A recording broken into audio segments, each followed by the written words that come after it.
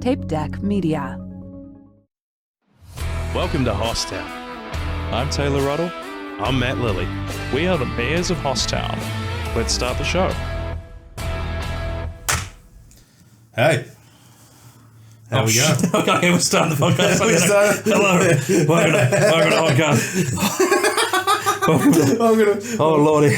Did you actually forget what we were doing? No, I knew we were doing a podcast. I just didn't expect you to crack into it quite straight away. Hey, we cracked into it. We are live, folks. Live television. Okay, we've cracked into it. Okay, welcome to Hosstown. All right. What is this, episode 4? This is episode 4, yeah. Episode 4, yes.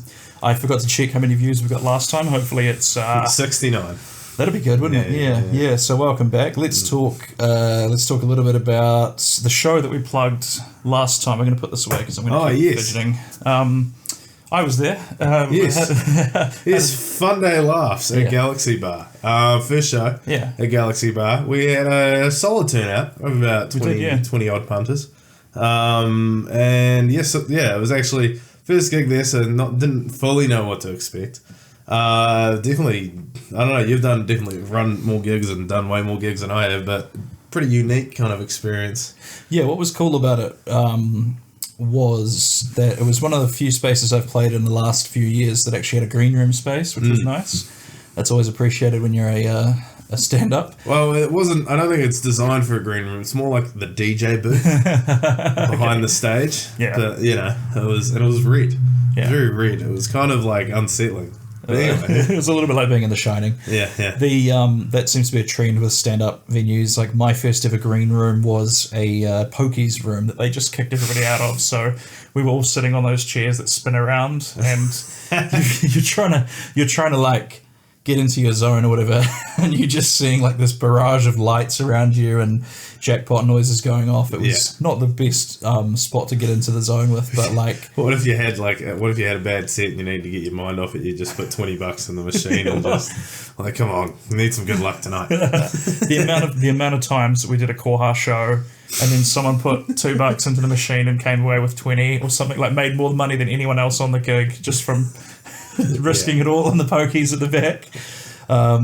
But it's funny how like these things which at the time are not the best, you look back on them sort of fondly. It really is that tragedy plus time equals comedy, doesn't it? So, well, again, I wouldn't say the gig was a tragedy. That's a good point. It was a good gig. It was done well. It was Matt, the owner, and the other guys, Jeremiah and stuff at Galaxy Bar were great. Really easy to deal with. They set up the place. Yeah, it was made it look like just a demented like circus classroom, which is an interesting vibe for a comedy show. But it was fun. It was good. Yeah, a good group of people showed up. I've seen much worse first ever produced gigs before, so you should feel pretty good about that. There was one bit that made me laugh. There was like a James Bond machine or something that was going off like for the first couple of acts, which I was hoping was still going by the time I got up there, so I could riff on it. It was so off-putting. It was like a gun, it was like a real fake like gunshot going off. Oh man! And then music, and then like.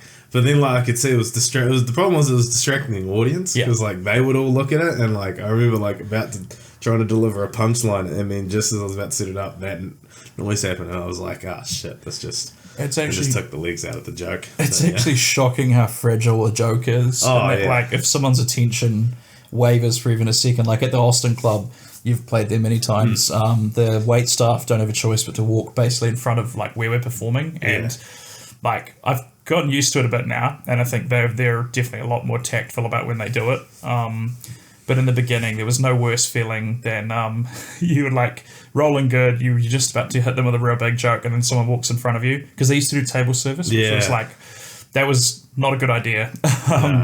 But like, that's a deflating feeling when you lose, when a punchline doesn't work, but it wasn't anything you did, it was just like out of your hands. That's like one of the worst feelings.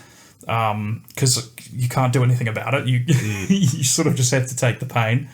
Not to say that happens a lot at the Austin Club. They still great shows. Come along, please. Yes. Tuesdays and Thursdays. Yes. And the first Monday of the month for yours? Yes. So next one's 5th of August. Which Monday is... the 5th of August. The Monday after this episode drops, I think. Yes. So in a week's time, be there, Galaxy Bar, 7 p.m. got a few, we got, I think we got Tama Alexander, he's going to be on the show. Molly Wilkin. Good lad. Good lad. I've never met Molly. Yeah. I just assumed good lad. And more to come, TBC. But stay tuned. I'll be, early. Follow me. Sure, they'll all be solid cobbers. Yes. One of my favourite bits about it was the microphone there is like a karaoke microphone. Yes. And they told us really clearly, or was it you that told us at the start? They told me. Do not touch the buttons. Don't touch the buttons, because there's there's the power on and off button, and then there was another button which would change the pitch of your voice to either be very high, like you were talking with a helium in your breath, or very low. And I can't remember who it might have been Matt. Yeah, it was 3-12. It was 3-12. It went first at the end of his set. Got through the whole set, but I think it was the way he put the back in the mic stand on top of the button. Yeah. So that's easy to forget because he didn't hit it when he was holding it. But that even happens to my microphone. My microphone is an on and off switch, and people will put it back into the mic stand and it'll flick the button off. So very easy mistake. Not a mistake, but a bit easy thing to do. I do a joke about being blackmailed, and I badly wanted to try my luck and push the down pitching thing, but then I realised I wouldn't know how to make it go away if I wanted to, so I just had to finish the rest of the set. That'd be I kind of want to. I hope they keep it there for a few more times because I think if you just practice that once, you'll be able to you get it down, you do the thing. That'd be great. So I might try and play around with it next time and see what we can do. Yeah, absolutely. Yeah. It's a cool venue though, and it has parking, which is I don't ask for a lot on a gig, but having parking is just phenomenal to not have to worry about that. Free parking, I should say. Yes. And where it is too, it's right next to when that stadium eventually opens, it's right there. It's going to be kind of prime location. I always thought that about Meepalopolis when I was doing my quiz there. I quite enjoyed parking in I think it's called it's got a real extreme. It's like the Revelations building or something. It's got a real. That's that big car park building next to the. Yes, it's above the Domino's Pizza. This is super inside Christchurch here. Yes. It's above the Domino's Pizza, and it looks right down on where the stadium is being built, which is. Is it getting closer to completion? Do you think? I think it's about 18 months away. So I think it's early 2026 is when they're going to have it finished. So I think they're pretty much halfway. Yeah. So they've kind of almost finished the bones of it, and then they're going to do everything else. Yeah. I was driving back from there the other day, and I noticed there was a single guy welding. He was strung up in the, I guess the harness and stuff, and he was welding something together. And this is about 10 o'clock on a Thursday, and I thought, what? Is this guy freelancing? What's going on here? There was literally no one else around. I guess maybe because of all it might be safer or easier to weld at night. True, you can see on a big structure like that. Maybe I don't know. Right. Welders reach out. Yeah, I'm sure there's a couple of Hoss welders out there. Oh yeah, there'll be a lot of Hoss welders. We could make that a segment where a Hoss just writes in and explains to us what their Hoss job is. That's brilliant, especially in this economy. That's right. Yeah, get the Hosses out working, contributing to society. That's right. But before that, we were talking about that area. I used to park up there after my pop culture quiz, and it was cool watching the stadium gradually grow. And I just thought, this is going to be a sick location when the stadium's popping off. But then they moved, so I don't get to enjoy that. But we got Galaxy Bar now, man, I've taken so many L's in that place. I lost for about an hour straight on the Street Fighter machine to one guy there one time, and it was the most frustrating thing because I think this was an issue with old Street Fighter cabinets, and there's a reason if you watch a tournament you only ever see them play on the training stage is because there's not a lot of animations going on in the background, and so what would happen is the last few seconds of the match would randomly slow down and you'd have to watch it in slow motion. So you're just having to watch your defeat, takes 5 times as long as you're watching your character lose. You're seeing your health bar go down. And so, I don't know whether that was, whether that's been fixed. I haven't played since, but, man, that's just an extra way to add insult to injury is making you watch your loss in slow motion. Yeah, that would suck. Yes. But come down and play games too. You can do multiple things. Cheap alcohol, good food. Anyway, I'm plugging it. Their menu's massive. There was a guy, a few of us commented he had beans on his plate. Which he got the all-day breakfast. So like sausages and baked beans and egg on toast. It was like, you know. I thought this is like when you're not a part of the room. I just overhear talking about beans, and I thought it was a sort of, you know, he brought them from home kind of, like it was a BYOB kind of situation there. What was cool about that show is you had a lot of young people in it. It was pretty much all uni students, I think, wasn't it? Our students and uni students. Yeah, well, yeah, it's just up the road from there, and I think, even Gad, one of the comedians, I think he brought a couple of friends from there along. But yeah. Good lad, Evan. Yeah. Good lad, yes. Not a Hoss, but a good lad. No, kind of very. Unfortunately, we can't initiate him into Hoss. Like, yeah, he's tall and skinny. Yeah, that man. Pretty much the opposite of what we stand for. Yeah. It sounds like we're about to then attack Evan for his skinniness. It's just, well, we're not gonna, you know. Yeah, it's just like, you skinny bitch. No, I'm kidding. It's no, I'm sorry. It's just, it came out. It's just the red mist descends, right? Your high working metabolism. Damn you.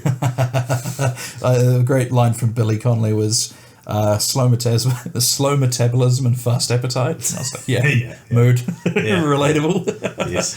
So then next on my list, I was going to say as well, just like, you didn't seem stressed or anxious on the day, but how did you feel? Stressed and anxious. I guess I was quite well, because it was really well. It was a co-host show, so like, you know, like if it's a ticketed show, you kind of have an idea where you're sitting a couple days out. Yeah. Which, so like, it was kind of a new experience. I was like, I mean, the Facebook event, I was like, that looks healthy, but is that going to translate?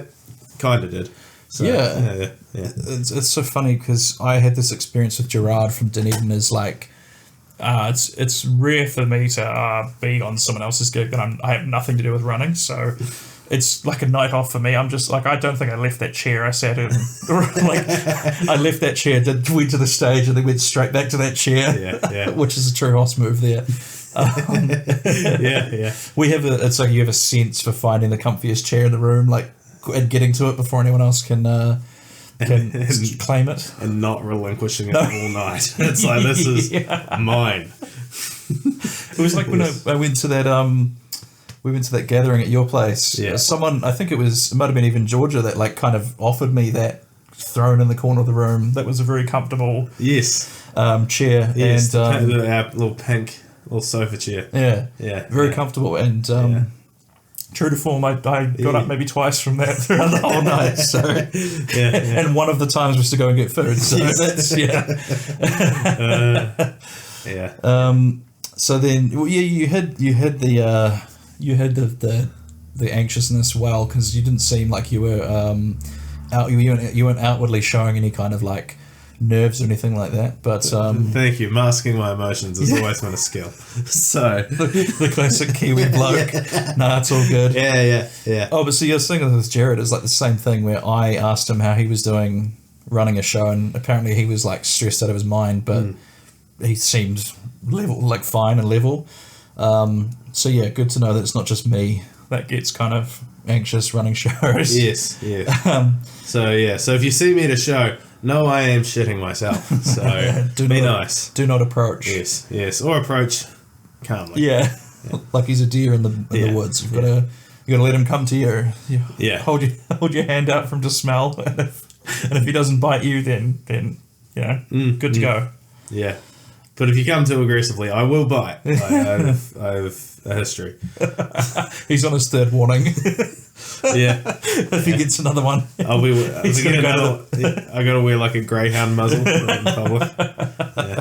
So. What I love about greyhounds is apparently they're really lazy. Like, they're incredibly active for about 10 minutes out of the day, and then after that they just want to lie on the, like, you have to get them a mattress apparently, because they're so skinny that they're like, it's not good for their joints to be like on the ground, so you have to get them like a nice mattress or bed or something. And apparently from that they just kind of lie there for most of the day. So what a soft dog. Honestly, like, you know what kind of dog doesn't need all of that? Like, I don't know, like a bulldog. A nice hoss of a dog. They're pretty good. They're strong neck. I saw a French bulldog. I drove past one the other day, just like standing out the front gate of someone's house, and that's it's an imposing, like, that's like, it's the kind of dog that if you looked at it you would say, I don't want to cross that in a dark alley. the dogs are interesting. Like you kind of just, I think animals in general, you don't realize how strong they are until like, you know, like you ever try to pick up a cat when it doesn't want to, and then you realize like cats are actually quite strong when they are like squirming to get out of your hands. Yeah. Yes. And then also quite sharp. Yeah. Yeah. Yeah. But yeah, I can only imagine how strong a bulldog is with that big like shoulders and torso and everything. Probably not that strong, actually. You reckon? Yeah, with all the health problems and yeah, that's and true. breeding. No dog is healthier than like the mongrel that they found in a dumpster. Yeah. And they have no idea what its parentage is. Exactly. And it's just this like mix of colours. Like, and it'll live to be 30. It's just like, but somewhere in that mix of breed is a little bit of pit bull. Yeah. Like any dog that has just enough. You don't want too much, especially if it's come from the street, because a purely pit bull come from the street is a psychopath. Yeah. So, well, most of the time, pit bull lovers don't come after me. Yeah, that we're gonna get like that's a community I don't want to mess with. Pitbull shaming, I believe. Shout out Christchurch Bull Breed Rescue. That's, get back on the good side. Yeah. You do great work. Yes. We'll move on to the next one. So we're going to talk about. We probably should have done this first, but it's okay. I saw something that made me laugh so much. It was Shaquille O'Neal. Phil Jackson got him to read Aristotle. Yeah. I don't know what book it was. I don't know if there are several books of Aristotle, but got him to read Aristotle in order to teach him. I think it was to teach him that success was a mindset or success was a habit, something along those lines. And it was in order to help him get better at his free throws. But all that happened is Shaq just demanded to be people to call him Big Aristotle, and then he had one of the worst free throw seasons of his career. Yeah. And so I thought we should come up with names. We've sort of done this in advance. We spoke about this at the show, but so from now on, I'd like to be known as Big Socra-tays. Yeah. Big Plato, I think, would be alright. Yeah. Big Plato. That's pretty good, actually. I never thought of that. Yeah, I just got the double entendre. Yeah, that's Big great. Plato. Yeah. That's a T-shirt there. It's like the Big Plato. I like that, actually. That's a. Would you want to be Big Plato? Big Plato or Big Pythagoras. You were going to be Matt Pythagoras, weren't you? Matt Pythagoras, yeah, Matt Pythagoras. That was the one. Yeah, Plato just came to me there. That's pretty good. Big Plato. It's got a hyphen between plate and R. Yeah, spreading. Yeah, what? I can't remember off the top of my head some of Plato's big theories, but could you somehow relate that to Hossness? Oh yeah, for sure. We probably should have done a little more. It never stopped Shaq, but we an ode to Shaq. We can't do any research. That's true. Yeah, it's very on brand. And then after this, we're going to go and take some free throws out in the backyard and most of them. Because it's now 6:43 in the evening, so it's going to be dark. A bit windy too. It was the wind. Yeah, absolutely. Yeah. So the big Plato and big Socra-tays. That's what we're to be known as going forward. So the main topic that you suggested that I thought we could sort of get into now is how did you were talking about Hosses and politics? Yeah, Hosses and politics. Mainly because it's politics season. It is, and we may as well jump on the trend. Yeah. It's been quite an intense politics season, and I think even since you suggested that, we had the whole thing with Trump. The whole thing with Trump that happened after you suggested it. So yes, and. Well, we may as well start with him because in body shape alone, I would class Trump as a Hoss. Oh yeah, he is a Hoss. He's but I want to also put it out there that just because someone is one with the Hossness doesn't mean that all Hossness conform to the same ideology. We want to make that real clear.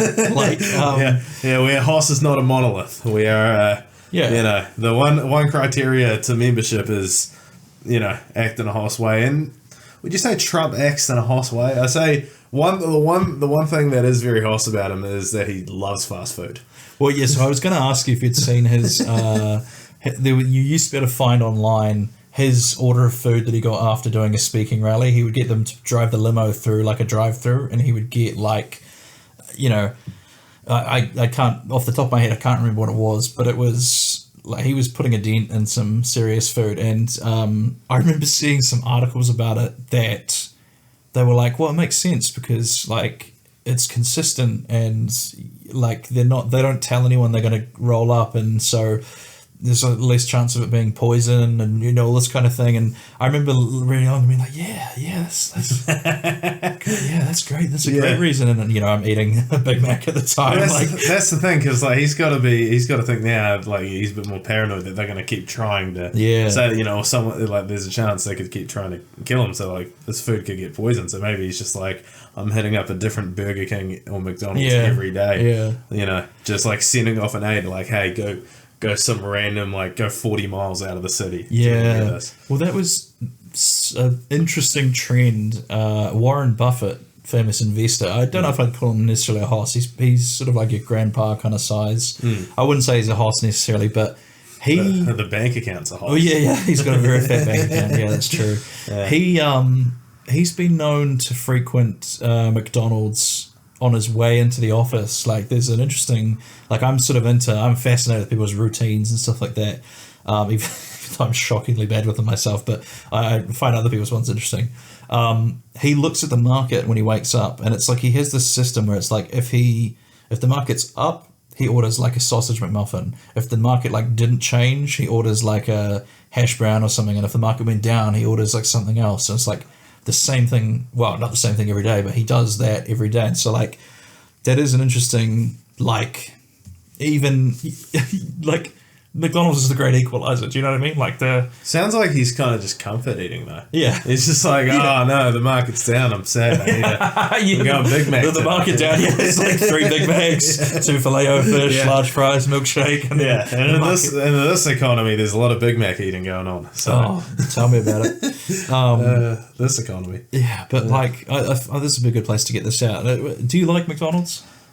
Yeah, yes and no. I kind of, it's not what it used to be. Yeah. Like it's just, the value isn't quite there anymore. Yeah, it's like, it's not even cheap anymore. No, it's like you go just a couple of dollars more and you can get way better quality. And with Uber Eats, it's like other places are just as easy to get to. Yeah. So, yeah. The one thing I feel like McDonald's deserves a little bit more respect than it gets is like, you know when you meet people and they're like horrified at the notion of eating a McDonald's, but then... It's like, grow up. Yeah, exactly. Like, well, you think you're too good for McDonald's, but then as soon as they get a little drunk, they go out on the town or whatever, the first port of call is McDonald's. That's all people want, and it's like, put a little more respect on McDonald's, right? They've always been there for you. They're like that. They're like that old friend that's, you know, will pick you up anywhere, and if your car dies or whatever, and people treating them like a booty call. And I just, one of my earliest memories is in a McDonald's. I think it might have been like, it's probably a trend for like, I think kind. I remember getting stuck in the ball pit and like crying and needing my mum's help to get out. I think it was at like a friend's birthday. Yeah, I think it was the Linwood McDonald's at Eastgate. Yeah, because that was an institution. Has that been redone? Yeah, kind of. But it's like that was like the first McDonald's in the South Island. I think it's same spot. Yeah, I still remember it's just the same spot, but it's been because it looks like it's quite fancy. Well, the whole mall got redone, I think. Gotcha, so, yeah. But yeah, we used to live just down the road from there, so that was a frequent spot for the Lilly family. Yeah. My parents used to drive shuttles for a time, and so I spent a lot of time in the city, and so we definitely were. They were very generous with their with their McDonald's purchasing for us, which I always appreciated as a kid. But I was going to say I still remember the devastating day that one of the cleaning ladies was saying that I was too tall to go into the play area, and I went and checked. I was still under the book. You know, I had to crouch a little bit, but you know, like my credentials were still in order. I hated that because I was quite tall as a kid, so I hit that height like before anybody else my age. I mean, I was probably by the time I was like 7 or 8. Yeah. So like my friends would like still be able to go in there. I'd be like 2 or 3 inches taller and be like, you can't. I would sneak in, but then like occasionally, staff member would be like, "Hey, kid, you're too big. You gotta." Sir. What are you? Hey, sir. Yeah. 5 o'clock shadow. Yeah. I was gonna say you had the same. Okay, I was 16. All right. It was therapeutic. Excuse me, sir. You're gonna have to get out of the play area. We're gonna have to call the cops on you. I have a friend who has child. He's got a tall child, and he's like it makes the dynamic at the park weird because like he looks like I think he's in school now, but at the time he was telling me about this, his kid looked like he was maybe 5 or something, but he was like 3 or something like that. And when you're a little kid, the difference between 5 and 3 in terms of maturity is like, oceans. Yeah. So people would be like, why is your kid such a crybaby and all this? And it's like, well, he's 3, like he's not. And they'd be like, that's 3, like what? And so that the dynamic was weird because he'd go to play with other kids who thought he was older as well, and so they'd be like a bit weirded out when he would be kind of like a 3-year-old, like a little more selfish, maybe a little crazier. I don't know, but was that? So you've always been tall. What was that like? I was short until what's the weather like up there? It was alright. I mean, I'm slouching, so I'm sitting shorter than you at the moment. Yeah. But, anyway, I mean, it was alright. I mean, I'm 6'3". I'm not like Shaq. To bring it back to them. But, what age did you reach your full height? Like 13 early. Really? I was like at least 6'2" when I was like 13, 14. Shoot. Yeah. So I was on track to be taller. So what is 13? That's year 9. Year 9. So I didn't get tall, and I wouldn't say I'm that tall now. I'm like 5'11" or something. Maybe 6 foot. I'm not sure. 5'9". Yeah. 5'9", but I wear like Tom Cruise lifts. I didn't get that until I was like in year 11 or something. So I was like, it was quite a good feeling. When you do the school photo and they line you up by height. I very much got to like walk past a lot of my former, like classmates. Like, oh, sorry, like, I need to be up this end of the line now. Like I was new money rich, and they were in a trailer park. But like when you're that, because it must be, we've all seen the stereotype of like how when you're playing like a rugby as a kid, it's a real mixed bag of like how big people are, and you had that kid that was like big early. He would be like the the superstar on the like under 12s rugby team or whatever. Yeah. Was that ever you back then? Not really, because I wasn't very fast or good at catching a ball. But we had because there was one kid, like I was good defensively. I think I was always expected to tackle the kid like that in the other team. Yeah, but then I was kind of useless on the other. Was it because they saw you as the big guy, so they're like, get the other big guy? Yeah. It's like, well, we don't have a chance, so at least you've got a chance here. So I'm like, fair. Man, what do you call it? I was going to say if I was, what does a prop do? That's a rugby thing, right? Yeah, I had a personal trainer tell me years ago that I was built like a prop, which I don't know what that means. Yeah, that's just the big. That's just like a burly guy. Yeah, the other guys in the front row that's the position I played. So, so we're both props. Yeah, awesome. Yeah. Nice. Bit of a front row. We just need a hooker in the middle. That's you're telling me, bud. What do you think we're going to do after this? Well, we're not taking any trips to Paris anytime soon. Okay, all right. What's Paris? The Eiffel Tower. Fair enough. It's a Hoss Eiffel Tower. Yeah, that's right. They really reinforced the support beams on that one. Yeah. So there's some strong ones. Yes. This got weird. No, but so we're the props. So our job, if we were on a rugby team, would just be to run at the other big guys. Yeah, and be out the front and push at each other in the scrums. Yeah. Lift the guys in the line out so like a good solid platform, and then. Yeah, just move bodies, make tackles, do short little head-ups. It just hurts, though, because you're just running into other big guys. I was going to say, was that a fun position to play? You're kind of like the meat shield. Yeah. What's the equivalent of like a quarterback? Probably first 5'8". That'd be a quarterback. Is that like the good-looking guy who gets to like kick the ball and stuff? Yeah, Dan Carter. That was the position he played. Gotcha. Because you're the first person that catches the ball in the back line, so then you're the playmaker. You decide where to go with it. Gotcha. Yeah. I never realized there was such a difference in like body, it makes sense now that I hear about it, but like I couldn't tell by watching. They all just seem like big beef castles watching rugby. Did you watch State of Origin? No, I saw parts of it. It was a bit late for me. I think I was at a gig. That's what it was. I was at a gig till about 10:30 that night. For the uninitiated like myself. Fuck it, let's not talk about that. Let's get on to the politics. Yeah. What are the people they're actually here for? So Trump, he's a Hoss. But he's a dark Hoss. Depending on what way you go. We're apolitical. But anyway. We could talk about Taft. You were telling me about Taft. Oh, he's William Howard Taft. Good lad. Staying on US presidents.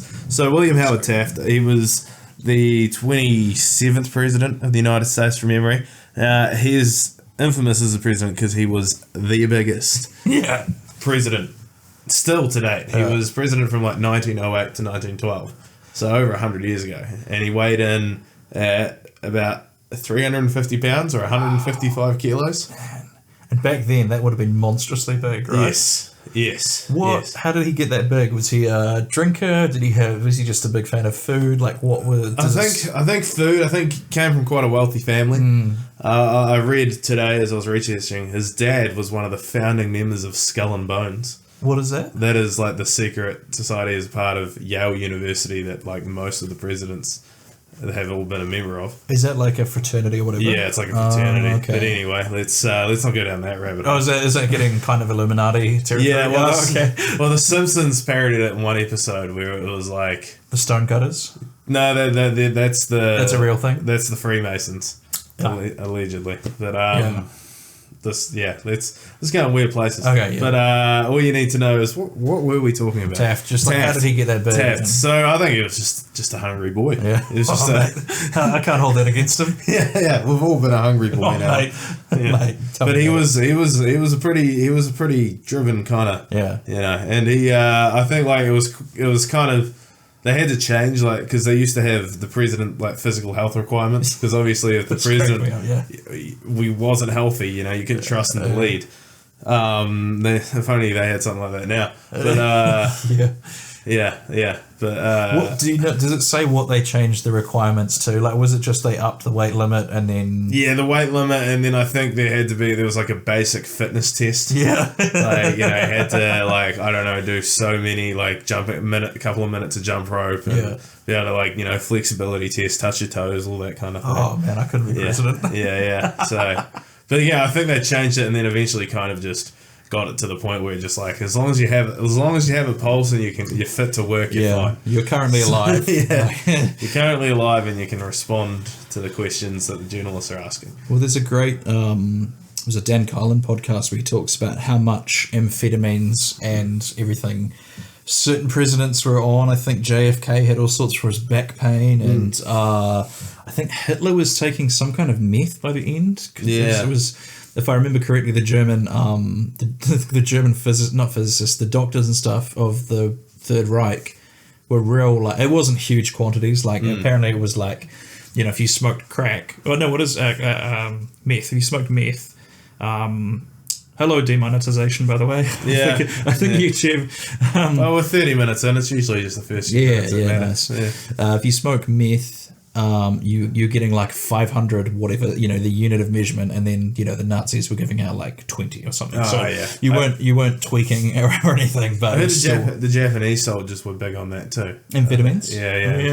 But then also, like, I think it gets a bad rap too, because like Adderall and Ritalin are amphetamines. Oh, really? So So I think they were just like early sort of precursors. That kind of thing. Which would make sense and all. Like you got to stay up for like 20 plus hours at a time, maintaining focus, especially if you're at a watchtower or you're like a sniper hiding out. You got to be onto it. I don't think there should be like a WWE wellness policy for soldiers. Well, you want them to be healthy, but that's I think they get drug tested. Yeah, but more just like for like how like labor jobs would get drug tested.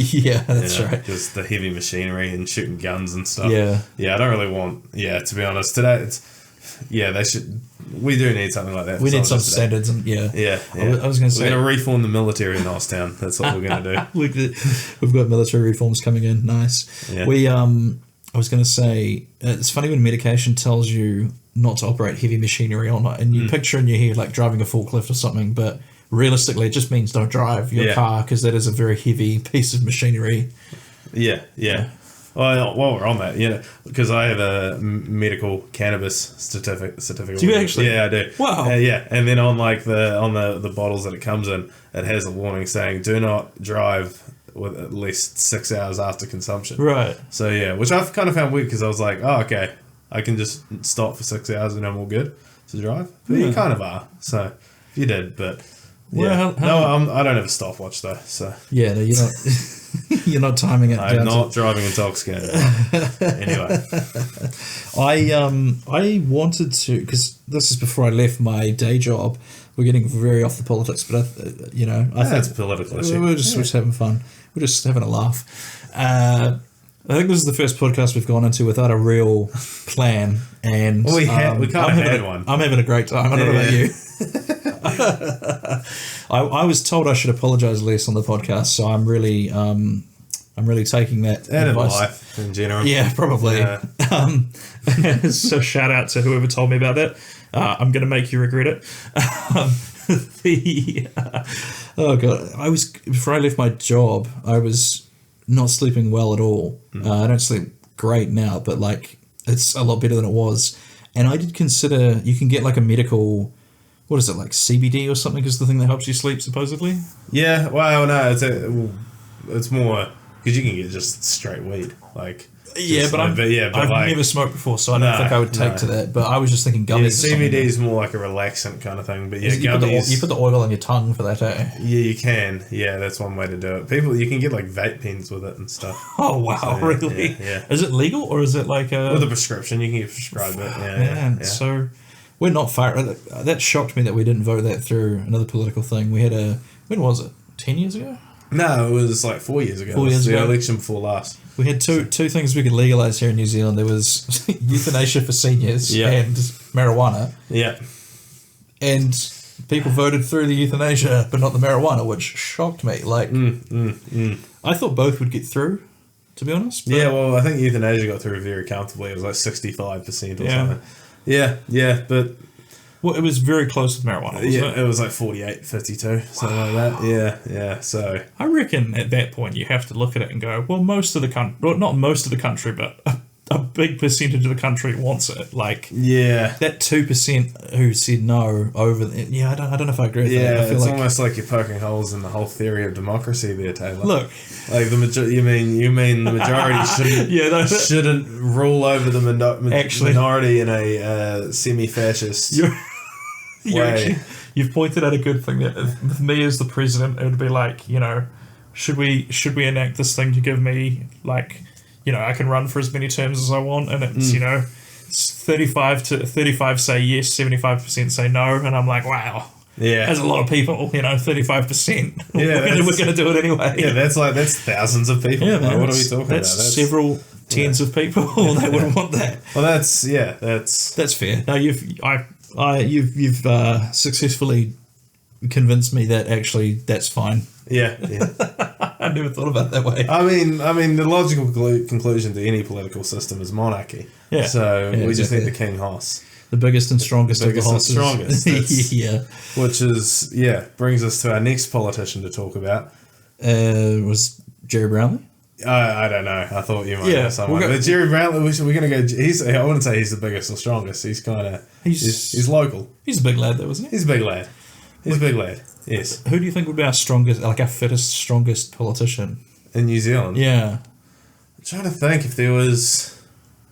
I'm trying to think if there's any former athlete politicians. Yeah. I'm sure there have been. I know in Australia, David Pocock, who was a former I've heard that name. Wallaby, like former rugby player. Yeah. He's like he's a member of parliament. Yeah. For like, oh man. Yeah, has been for a while. He was always very like political when he was playing, like standing up for a lot of stuff. But so he'd be like, the most in shape Australian, the most dominant one. Yeah. So I don't look at any of our politicians and think like, man, look at that physical specimen there. Yeah, I could take him. Yeah, I could take. I look at every politician and think I could take him in a fight. So therefore, I am the leader of the country. Yeah, exactly. That's only right. But then someone will look at me and think they could take me in a fight. So, that's the way. It's nature, isn't it? The circle of life. Yeah. You're only the prime minister for as long as you can. Like sort of king of the hill, defend yourself, I'm going to say this, and then there's going to be some like low level like backbencher that was like a former amateur boxer. It's like, that's right. We're going to get a DM from like someone that's like, none of us are physical specimens, eh? And then they'll just send like a flexing a flexing pick. And then we challenged them for like a charity boxing fight. That'd be cool, yeah. We could raise do the that. profile of the podcast. That might be our big break. Yeah, Nice. I did what, I can't remember the name of the guy, but yeah, there was a podcast I watched where he just kept trying to call out like B-list celebrities for like charity boxing fights. Because that's the influencer boxing thing is such a big thing now. Did you watch Mike Perry versus Jake? I saw parts of like the build up to it. I didn't watch the fight. Oh man, it was not a very good fight. Like spoilers, any of the people watching, skip ahead about 5 minutes if you don't want to hear what happened. But yeah, I think Jake knocked him out. Wow. Yeah, it was sixth round. TKO. Yeah. I saw the clip of it, and Perry gets up and he's stumbling, so it's he was pretty wobbly. Yeah, but my problem with it is Jake Paul was like 40 pounds heavier. So much bigger than him. And it's like, he's done this, he keeps doing this. He's fighting MMA guys who aren't real boxers. Like, they have experience doing boxing stuff. Yeah. But they're also smaller. So Way it's like, smaller, yeah. So it's like, it's the name, but then none of the risk. And Mike Perry, he wasn't even that good at MMA. He's a bare knuckle guy. Yeah, he's apparently very good at bare knuckle. Yeah, basically because his head's so hard, he breaks everyone else's hands. I was going to say, is Jake Paul quite big, or is it just that Mike was small? No, he'd walk around at probably like 6'2", 95 kilos. Oh, yeah, so he's a pretty big guy. Yeah, I couldn't believe how big he looked compared to Perry in that ring, and I don't think either of them are that good at boxing. Like I think. Depending on who you ask, Jake isn't bad, but at the same time, I guess he seemed very nervous to like mix it up with Mike. I guess when you look at his like how much he was a brawler with the bare knuckle stuff, you wouldn't be like psyched to get in there and fight with him. So I guess he fought the way that you do fight someone like that, because he was doing the sort of Muhammad Ali big jabs, not running away, but like keeping his distance, and then. Yeah, he just like wore him down, I guess. But then there would be Mike would doing crazy stuff where he would just walk forward with his hands down, and like I can see why, like doing the whole like no selling the punches to like put fear into them kind of makes sense. But like he wasn't no selling them; he was wobbling a lot. So yeah, Mike Perry is an interesting individual, though. Yeah, I don't know if he went into that fight with the right strategy. To be honest, I don't know. Did you follow his UFC career much? Not really. No. I remember the last couple of fights he was going fully off the rails. There was one point where he fired his whole coaching staff. It was his girlfriend or something. Yeah, and then he had his girlfriend in the corner, and he won the fight. Yeah. So, and he was like... She's like putting the Vaseline on his face, being like, you're doing great out there, sweetheart. Yeah, because I think it was in COVID time, so he couldn't just go to another gym or something like that. But yeah, he was, and then he was like, she's the best corner person I've ever had. Yeah, that's hilarious. She makes me feel good. She makes me feel... And yeah. Anyway, not a hoss though, Mike Perry. Definitely no, he's pretty lean. Yeah. I think that is a hilarious, that is a beautiful decision to bring you. It's like when comedians get big and they hire just people in their life, like Starvey, Hoss King Starvey out there. Shout out, you're not watching, but shout out to Starvey. Yeah, he might eventually. Yeah, maybe. Yeah. He his team are just all the people that he grew up with, as a kid. I think with comedy, if you want to make it fun, that's what exactly. 100%. And if they were comedians too, sort of coming up, because I know with Matt and Shane's podcast, they're all guys that were local Philly comics. That's right. Yeah. Very good. Should we end on the Tenacious D thing, because we're coming up on 43 now? Yeah. So do you want to recap? Yeah. So they were doing a show in Sydney, was it? Somewhere in Australia. And Cage made a joke about. It was a pretty innocuous joke. Now that we watched it just before we recorded this, I hadn't actually seen it, but they brought out a robot for his birthday, brought him a cake, and he just said, "Don't miss Trump next time." That was the joke. It was make a wish, don't miss Trump next time. And then within hours of the show finishing, they announced that Tenacious D was done. All future creative plans were on hold, and the tour was cancelled, and it really just big red button, kill everything. And we watched it on the TV just before, and you see Jack, because Cage says it, and then Jack doesn't really respond. He's kind of leaning over this with his microphone, and he doesn't really say anything. And then I think he just says I love this guy or something. Yeah. And Thinking back, I almost think he registered. Maybe he didn't think how bad people would take it. I think he kind of inside was like, oh, that's not a good thing to say. Shouldn't have said that. Yeah. And then I think once managers and agents got involved, that's when things probably blew up. Because that's the tough thing for him. He's like a beloved Hollywood guy now, I think. He's got Kung Fu Panda. He's, what are his other big stuff that he's doing? Jumanji. Jumanji. Yeah. He's like, he's got his, 20-year, like good movie career. I feel like I'm missing something.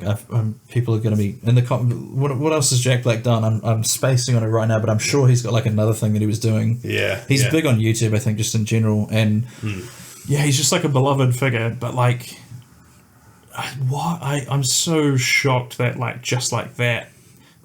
Do you reckon maybe there was like there'd been a little bit of tension or something, and maybe he just needed he was just looking for a reason to end it? Yes and no, but like I feel like unless it came up on the tour, but I feel like Jack Black's like that because they've been friends for a long time, together a long time. It just seems very like delaying the tour is one thing. Like if they were just like, okay, we're gonna just delay it 6 months until the heat cools off, come back here, but that's not what they've done. No, and the agents have dropped them and everything. It's like Jack Black's kind of just hung his friend out to dry. Yeah, it does feel a bit like that, doesn't it? It very much seems like one of those things that people would have been angry about for like a week. Yeah. But then you let it cool over and it's like, no one will remember that at all. Yeah, if I wouldn't have heard about it unless Jack made that announcement, because I saw more about the announcement than anything that Cage said, and like, it gets a pretty big laugh from the people in the crowd. Granted, they were Australian, so like more, a lot more, not very many Trump supporters outside. No, not much skin in the game there, I think. Yeah. Because it's interesting, like, I understand why they do it, because the response has generally been like, we don't want to encourage this because that's going to encourage political violence, like, on both sides, and that's not something you want in a country like America where everyone's packing. But I'm honestly shocked that more people haven't been like, shoot him again, you know. Like I thought there'd be a lot more of that kind of response to it, but apparently even people that hate Trump are still like, this is not a good thing that happened. Well, I think, because could you imagine how chaotic it would have been? Like, I think it's more just people being like, okay, that's not the answer. You'd rather go, because then what's, like, especially with how Trump supporters are, they would have found a way to blame that on Biden and the whole Democratic Party. I think people are. They're talking about it. It was like, so-and-so staged it or something, or so-and-so Biden paid the assassin. I don't know. All sorts of conspiracy theories coming out about it. Yeah.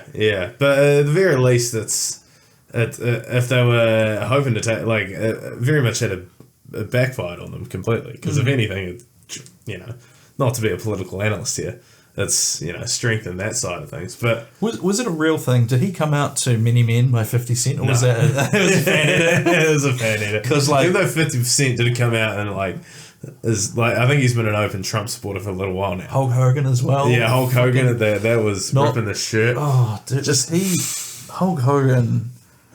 He did so much work to try and get himself kind of back into the good graces of wrestling fans. Yeah. And then he goes and does that. So, well, I think a lot of wrestling fans are WWE fans. Trump fans are. Good point, yeah. WWE fans. And because Trump and, even though Dana White are good buddies. And so were Trump and Vince McMahon. Yeah, well, Trump was in WWE at a point. He was like on screen at one point. So, yeah. Yeah, so even though Vince McMahon's completely out of there now. But thankfully. So yeah, but no, it's just it's almost like how it's kind of swung things the other way, where it's like, how dare you talk badly about this man that took a bullet for his country? And it's like, wait, wasn't he like the evil guy? Yeah, a couple weeks ago. Yeah, it's I guess because he did a speech about it, talking about what it was like, what the whole thing was like from his experience, which, like, apparently you could hear a pin drop in the thing because everyone was just so like, wow, like, that's got to be a surreal, like, imagine him trying to sleep that night, like, thinking how close he came. Didn't. Like, just lying in your bed, like, wow, it was like within a couple of inches or something of I don't think you'd survive a shot like that to the head, right? No. Yeah. Well, because even if it like clipped like the back, yeah, it would still not be good. Yeah. So yeah, kind of wild. And then today, following that up with Biden pulling out. As of officially today. So yeah, that's. I feel for Biden because I feel like he means well, but it's just like that sort of Bernie Sanders thing where it feels like it's all just happened for them too late, and they can't really they can't really. It's like they're in the right place, but it's the wrong time kind of thing, and you can see that like I don't know. I don't know a lot about the policy, but it seems like Biden was decent enough. Like he didn't. Was there any kind of scandals or anything about Biden? It was more just about him like clearly showing signs of cognitive decline. That's what I mean. I feel like morally he seems like a good enough dude, but like but it's the US of A. Yeah, it's not exactly the high. Like it's not exactly the Catholic Church. Wow. Like, certain parts of it might be. I don't know. What do you think about him pulling out? Like, do you think? I think he's brave for testing the job market in this economy. But I've seen some good things about him. Like, he's joining like a joggers club and just wants to take it easy while he's young and all this kind of some good jokes about him coming out. Yeah, he's just gonna retire to his beach home somewhere and I don't know, hang out with a grandkid or two. Yeah. Just go rest, old man. Did you go rest? Rest. I feel like I was going to say something, but that honestly seems like a great point to end it in. So go rest, old man. Go rest, Biden. And let's get the plugs in. Where can the people where can they follow you online? Matt Lilly comedian Facebook, Matt Lilly 9 Instagram, Matt Lilly comedy YouTube. And next Monday, the 2nd of August? 5th of August. 5th of August, 7:30? 7 p.m. 7 p.m. Fuck, I'm Galaxy Bar. You get the plug in. Funday Laughs. Great lineup. Myself, Tom Alexander, Molly Wilkin, a couple other people that I'll announce eventually. Good lads. Once I message them on Facebook. And it's Koha, isn't it? So you can Koha, so just show up. Just give me all your money at the end of it. Or not. Just whatever. Yeah. Koha just means donation, so it really can be anything in that bucket there. It could be. As for me, at Taylor Ruddle Comedy on everything, YouTube, TikTok. Go and follow me on TikTok. We are doing a new series. I feel like every time I fucking give this plug, I'm plugging some new thing. The hater videos, we're done with those because I just couldn't think of stuff to hate. Like I'm not that. I had about a month's worth of hate in me, and after that, I was like, oh yeah, I feel pretty good now. Yeah, did you feel better after you got it out there? Oh, man, real load off my shoulders. But we're doing this thing now called What Do We Reckon, which is we're essentially doing Mock the Week, 7 days. Have you been paying attention? Where I've got about 12 or 13 comics from around New Zealand. I put them a prompt. And they send me their response. We edit it all together, and it's quite a fun little compilation of stuff. Last week, I think at the time of this airing, was things you'd never hear a Ford Ranger driver say. So I'm looking forward to a lot of hateful comments about that.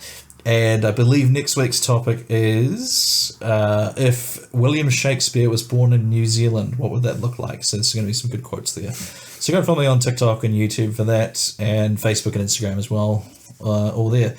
Give us a subscribe on the Hosstown YouTube page. Leave us a review and a rating on like Apple Podcasts or Spotify, whatever your preferred listening platform is. Anything else to get out there? Nah.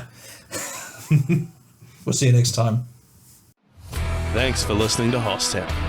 Don't forget to share the episode and leave a review on your favourite podcatcher. See you next month. We'll see you then. This has been a Tape Deck Media production. Thank you for listening.